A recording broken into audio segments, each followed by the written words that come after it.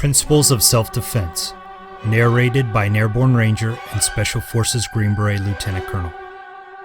Master the basics before you start something fancy.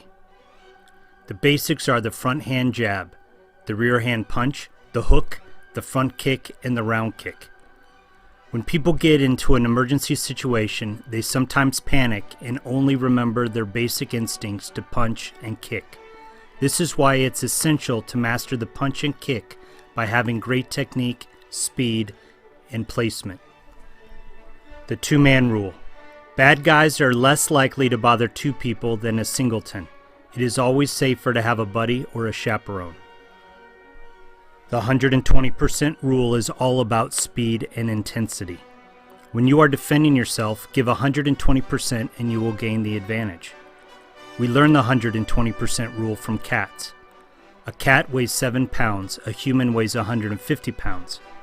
Yet, when a man grabs a cat and the cat wants to be let loose, the cat will strike with their front paws so fast and so many times that a human, despite being 10 to 20 times bigger and stronger, always lets the cat go. The cat scratch doesn't cause permanent damage, but it hurts and startles you just enough that you reactively let the cat go. So if a rapist is harassing you, then hit him in the face 20 times in 5 seconds, and for sure he will take a step back and reevaluate his life decisions. Go for the vulnerable parts: eyes, throat, groin. If your life is being threatened, then don't hesitate to counterattack your opponent's most vulnerable places. Stick your fingers or thumbs into their eye sockets. Punch them in the neck until they can't breathe. Kick them in the testicles until they fall over. If somebody wants to rape you, then don't feel bad about making them suffer or lose an eye. In Special Forces School, we are taught to always upgrade your situation by using what is near and available. Being hit by a fist hurts, but being hit by an iron hurts even more. Being hit by a hammer hurts even more. Being hit by a bat hurts even more. Being hit by a car hurts even more. Do you get my point? Everything has potential to be used as a weapon in your protection. See what is around you and use it. Upgrade your situation. Yell for help. Someone may hear your yelling and actually come and help you. Or yelling may scare off your opponent because he may think that help is on the way.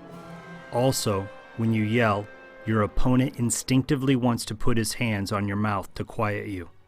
This gives you a slight advantage because you at least know that his attention and his hands are up high near your face. He is not watching or prepared for a kick to the groin or knee. Low profile. Being a success is much better than being famous. Being famous makes you a target.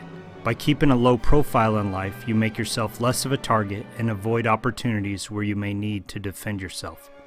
If no one knows who you are, then they are less likely to hate you and to want to hurt you. Bad things always happen at bad places. For example, I love the taste of Bailey's Irish Cream, but I enjoy this beverage from my house where I am safe and sound while I'm reading a book and getting smarter. There is no way that I would order a shot at the local Irish pub or the local motorcycle bar. Loud music, hormones, and alcohol are the 3 ingredients of stupidity. Avoid dumb places and keep yourself safe. Don't flash your wealth. Bad guys prefer lucrative targets or targets of opportunity. Flaunting your wealth may cost it. Hide your watch and handbag when you're in a bad neighborhood. Staying invisible is the best way to avoid a dangerous situation. The 10 p.m. rule. Nothing good happens away from your house after 10 p.m. Period. Stay home and remain safe. Teenagers and knuckleheads hate this rule, but it's true. Stay home and remain exponentially safer. Okay, so there you have it, an executive summary of the top 10 principles of self-defense. Keeping yourself safe is more about making good decisions and less about fighting. It's a dangerous world out there.